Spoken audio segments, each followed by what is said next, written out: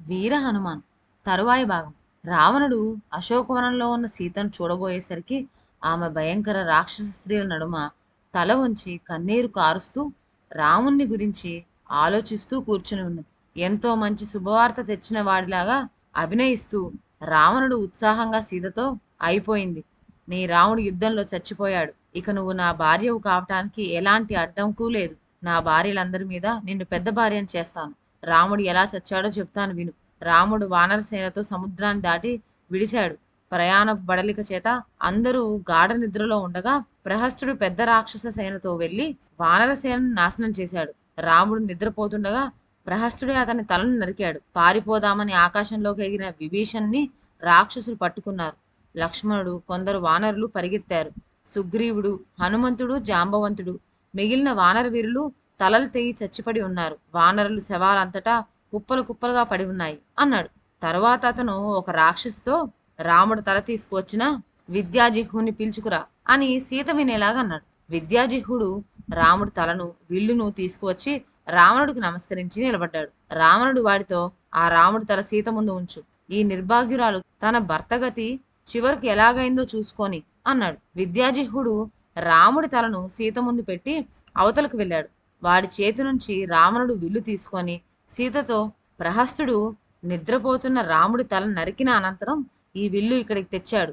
ఇక నీకు నేను తప్ప గతి లేదు అన్నాడు. సీత ఆ రాముడి తలను పరీక్షగా చూసి కళ్ళు, తల వెంట్రుకలు తల మీద చూడామని గుర్తుపట్టి గట్టిగా ఏడుస్తూ కైకను తిట్టుపోసింది. తరువాత ఆమె స్పృహ తప్పి పడిపోయింది. తిరిగి స్పృహ రాగానే ఆమె రాముడు తల దగ్గరికి తీసుకొని అతని కోసం చాలాసేపు ఏడ్చింది. రాముడు చావు గురించి కౌసల్య లక్ష్మణుడి ద్వారా విని గుండె పగిలి చచ్చిపోతుంది. రాముడి వంశమంతా నాశనమైపోతుంది. ఇదంతా తన మూలానే జరుగుతుందని తెలియక రాముడు తనని పెళ్లాడాడు. ఆమె రావణుడితో, నన్ను తీసుకుపోయి ఆ రాముడి మీద పడివేసి భార్యాభర్తలను ఏకం చేసిన పుణ్యం కట్టుకో.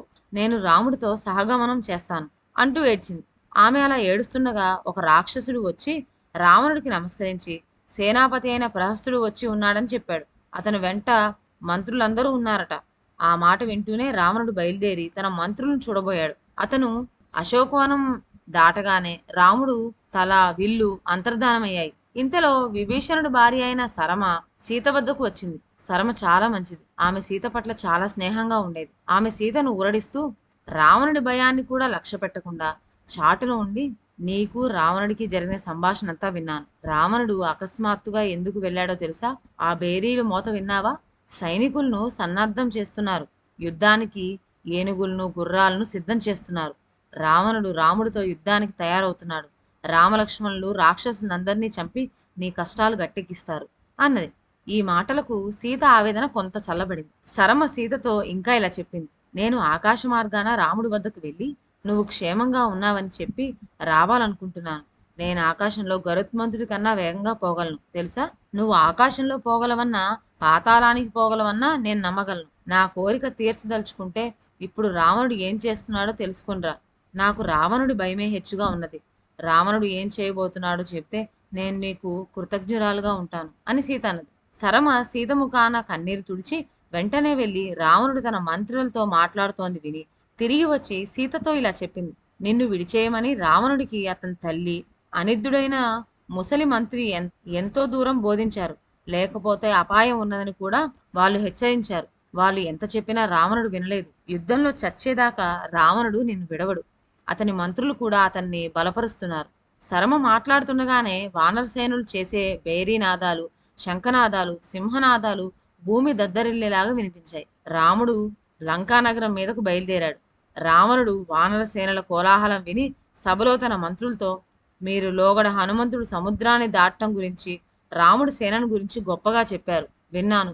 ఇప్పుడు రాముడు పరాక్రమం తలుచుకొని నిరుత్సాహపడి ఒకరి మొహాలు ఒకరు చూడటం కూడా కనిపిస్తూనే ఉన్నది అన్నాడు. ఈ మాట విని మాల్యపంతుడనే రాక్షసుడు, రాజా, రాముడు మనకన్నా బలవంతుడైనప్పుడు అతనితో సంధి చేసుకోవడం తప్పు కాదు. రాముడికి మనకు వైర కారణం సీత.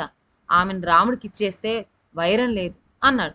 రావణుడికి కోతుల వల్ల, కొండముచ్చుల వల్ల, భల్లూకాల వల్ల చావు లేకుండా వరం లేదన్న సంగతి కూడా మాల్యవంతుడు జ్ఞాపకం చేశాడు. మాల్యవంతుడి మాట రావణుడికి కొంచెం కూడా రుచించలేదు. అతను మాల్యవంతుడి కేసి తీక్షణంగా చూసి హితం చెప్తున్నట్లు నటిస్తూ, కటువైన మోసపు మాటలు ఎందుకు చెప్పావు? రాముడు మామూలు మనిషి, ఒంటరిగాడు, తండ్రి చేత విడవబడినవాడు, కోతుల సహాయం గలవాడు, అడవులు పట్టి తిరుగుతున్నాడు. అలాంటివాడు సమర్థుడని ఎలా చెప్పావు? సమస్త రాక్షసులకు ప్రభువును, సమస్త దేవతలను హడలుగొట్టిన పరాక్రమశాలిని. నేను అతనికి ఎందుకు తీసిపోయాను? నీ జాతిలోని మహావీరుడు ఉండటం సహించలేకనో లేక శత్రు పక్షపాతంతోనో నువ్వు అలా మాట్లాడి ఉంటావు గాని మరో కారణం లేదు. నేను సీతను అరణ్యం నుంచి తెచ్చింది తిరిగి ఇచ్చేయడానికా? నేను రాముడితో యుద్ధానికి భయపట్టమా? రాముడంత బలవంతుడైతే నా తల తీయని, కానీ తల వంచటం నా స్వభావం కాదు అన్నాడు.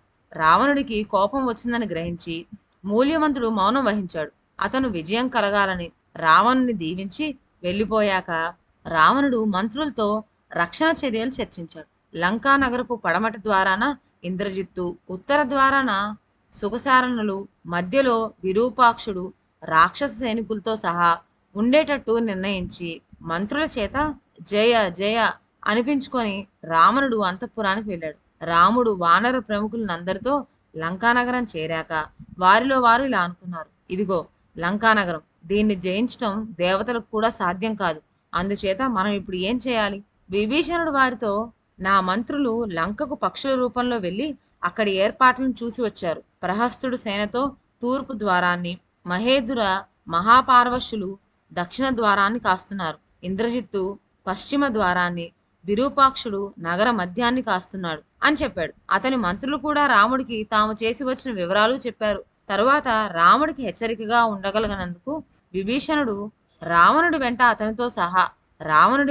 అతనితో సమాన బలాక్రమాలు గల రాక్షసులు 60 లక్షల మంది ఉన్నారని చెప్పాడు. తన వీరులు ఎవరితో యుద్ధం చేయాలో రాముడు చెప్పాడు.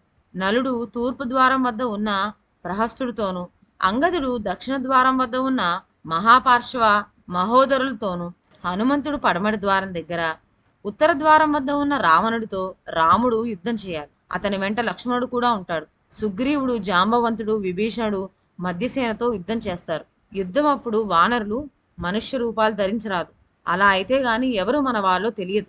రామ లక్ష్మణుడు, హనుమంతుడు, సుగ్రీవుడు, నిలుడు, అంగదుడు, విభీషణుడు మాత్రమే మనుష్య రూపాలతో యుద్ధం చేస్తారు. ఇలా నిర్ణయించుకుని అనంతరం రాముడు లక్ష్మణుడితో సహా మహా అందమైన సువేలా పర్వతం ఎక్కాడు. అతని వెంట విభీషణుడు మొదలైన వాళ్ళు కూడా ఎక్కి ఆ రాత్రి అక్కడ గడప నిశ్చయించారు.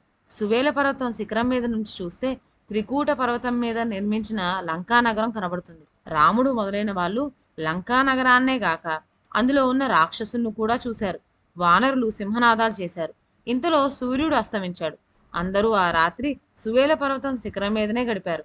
మర్నాడు తెల్లవారుగానే వారికి లంకలోని వనాలు, ఉపవనాలు ఎంతో అందంగా కనిపించాయి. లంకకు అంతటికీ ఎత్తైనది రావణుడి ఇల్లు. దాని చుట్టూ ఎత్తైన చైత్య ప్రాసాదం ఉన్నది. అందులో సుగ్రీవుడికి రావణుడు కనిపించాడు. సుగ్రీవుడు అతనితో, రావణుడా, నేను రాముడి స్నేహితుణ్ణి, బంటును, నేను నిన్ను విడిచిపెట్టను అన్నాడు. నీ పేరు మంచి కంఠం గలవాడు, కానీ నీకు అసలు కంఠమే లేకుండా చేస్తాను అంటూ రావణుడు సుగ్రీవుడి మీదకు లంఘించాడు. ఇద్దరు భయంకరంగా పోట్లాడుకున్నారు. చాలాసేపు ఇద్దరు సమంగానే పోరాడారు గాని అతను క్రమంగా రావణుడికి ఆయాసం వచ్చి అతను మాయలకు దిగాడు. అది గ్రహించి సుగ్రీవుడు చప్పున ఆకాశంలోకి ఎగిరాడు. అతను తిరిగి వస్తాడని రావణుడు అనుకున్నాడు గాని సుగ్రీవుడు వెళ్ళి రాముడు పక్కన వాలాడు. రాముడు సుగ్రీవుణ్ణి మందలిస్తూ, నాతో చెప్పకుండా ఎందుకు ఇలా చేశావు? రాజులు సాహసాలు చేయరాదు. నీకేమైతుందోనని మేమంతా భయపడ్డాం. నీకు అపాయం కలిగి ఉంటే మా గతి ఏమై ఉండేది? రావణుణ్ణి బంధువులతో సహా చంపి విభీషణుడికి పట్టం కట్టి అయోధ్యకు తిరిగిపోవాలని నా సంకల్పం అన్నాడు. రాముడా, సీతని ఎతుక్కుపోయాను. ఆ దుర్మార్గుడు కనబడితే ఎలా సహించి ఊరుకుంటాను అన్నాడు సుగ్రీవుడు. అందరూ పర్వతం దిగి వచ్చారు. రాముడు లంక మీదకు యుద్ధానికి పోవటానికి తొందరపడ్డాడు. అతని వెనకగా విభీషణుడు, సుగ్రీవుడు, హనుమంతుడు, జాంబవంతుడు, నలుడు, సుసేనుడు, నిలుడు, లక్ష్మణుడు నడిచారు. వారి వెనక మహాసముద్రం లాంటి వానరసేన కదిలింది. రామ లక్ష్మణులు లంకానగరపు ఉత్తర ద్వారాన్ని ముట్టడించారు. దాన్ని రావణుడు స్వయంగా రక్షిస్తున్నాడు. అక్కడ అంతులేని రాక్షస ఆయుధాలు, కవచాలు ఉన్నాయి. ఇదండి ఇవాల్టి కథ. తర్వాత ఏం జరిగిందో వచ్చే వీడియోలో విందాం. అంతవరకు సెలవు. నా ఛానల్లోని కథలు మీకు నచ్చినట్లయితే నా ఛానల్ను లైక్ చేసి సబ్స్క్రైబ్ చేయండి. షేర్ చేయడం మర్చిపోవద్దు. కొత్త కథల నోటిఫికేషన్ కోసం బెల్ ఐకాన్ ప్రెస్ చేయండి. Thank you.